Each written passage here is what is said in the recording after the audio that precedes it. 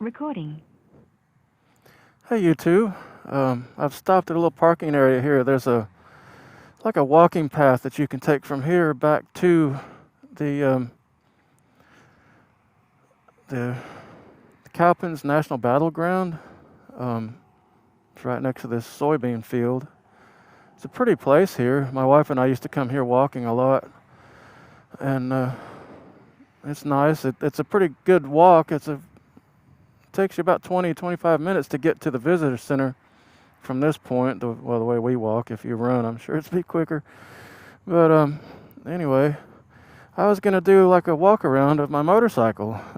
This is a 2013 BMW R1200GS Adventure. I bought this used almost 3 years ago after my other motorcycle was stolen, which was a 2013 R1200R. And I had a couple videos of it that I did after the fact, after it was stolen. I still had the footage on my camera, and it helped me with the insurance company trying to explain what was on it and why they needed to pay me the money it was worth instead of, they didn't even want to give me enough money to pay it off. I still owed quite a bit of money on it. So having that video footage of it 2 days before it was stolen really helped. But anyway, this is the replacement. When I bought this one, it had around 17,000 miles on it. It now has almost 35,000 miles on it. So far, I like it. The other one was a little easier to ride because it was slightly shorter, lighter, about 100 pounds lighter. But I can't complain about this one at all, especially on the interstate or, even in twisties and stuff. This thing is amazingly agile and easy to ride. Just like the R1200R was. This one is heavier though, and with this, it has a 9.5 gallon gas tank. This big plastic thing on the side, that's part of the gas tank. This big plastic thing on the other side is part of the gas tank. But it holds enough gas to where, like commuting back and forth to work, I have a round trip of around 30 miles. I can go over 300 miles without filling up, which is kind of cool. I had a Triumph a while back, and I'd have to fill it up at least once a week. This one, I can go 2 weeks or more, depending on how many days I work. But yeah, let's see. Of course, the shaft drive.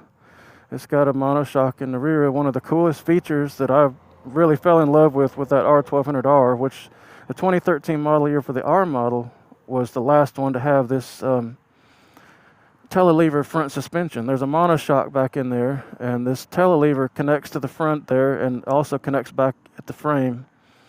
And it makes the front end extremely stable, especially off-road. So they've kept that feature on the GS models. They got rid of it for the R models to make room for their radiator, because they're liquid cooled now too. But this one, of course, is the air oil cooled. It's got an oil cooler under the headlight here, and of course it pumps the oil up there, and then it uses that to cool the parts of the engine that the air doesn't cool as efficiently. And it's I don't know.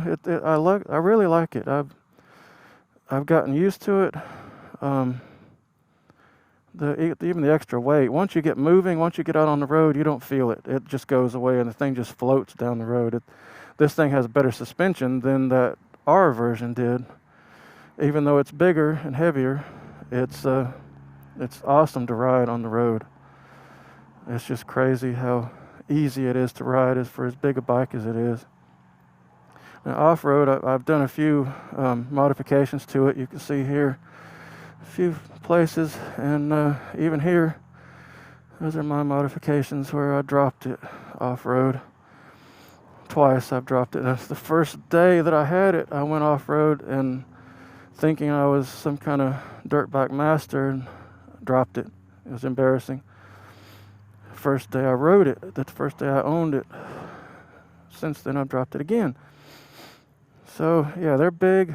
They're not something you want to just take off-road like a dirt bike, because they're certainly not a dirt bike, and I don't have dirt bike tires. These are considered 95% on-road and 5% off-road, so they're not the type of tires that you want to use off-road.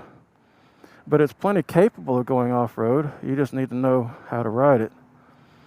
And, you know, how do you learn how to ride something like this off-road unless you do go off-road with it? So, yeah, but I really like it. I've been riding it back and forth to work almost 3 years now. And it's a dream to ride. I mean, it's dirty right now. It looks horrible. I've been riding in the rain, and I did almost 400 miles the other day, round trip. But, yeah, it's a bike that someday I hope to be able to take on a long trip. I'd love to go across country on it or something, but I don't know if that'll ever happen. But it's kind of cool. I'd love to have a new one, but I can't afford the $20-something thousand for a new one. This one I got a lot cheaper because it was used. It was already, you know, like, what, 4 years old when I bought it. Now it's 7 years old, but it still has a lot of life left in it. I'm trying to do a few things here and there. I've just put new brake pads front and rear on it, and I changed the oil myself. I've done that quite a few times now since I've had it. But I need to do a few more things, and it's kind of an easy bike to work on compared to some of the others I've owned.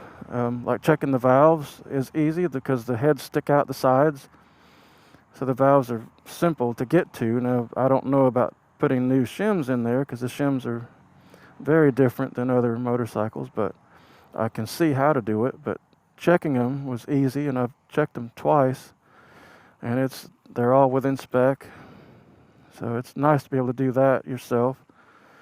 I'm not sure I'm going to want to change them out myself, but if I can, I will. I'm trying to learn as much as I can about working on my own bike. But yeah, I just wanted to do a little bit of a walk around. I never did that with my other bikes until, like I said, the last one got stolen, and luckily I still had some footage on my camera where I was able to show what was on it when it was stolen. But yeah, that's my bike, one and only. But anyway, just thought I'd do a quick walk around of it. Hope you didn't get dizzy. I think I'm starting to get dizzy. But anyway, be careful, everybody, and I'm going to try and get some more videos out there, especially some of the little towns around here. And I'll do what I can when I can. But everybody take it easy, and I'll talk to you on the next one.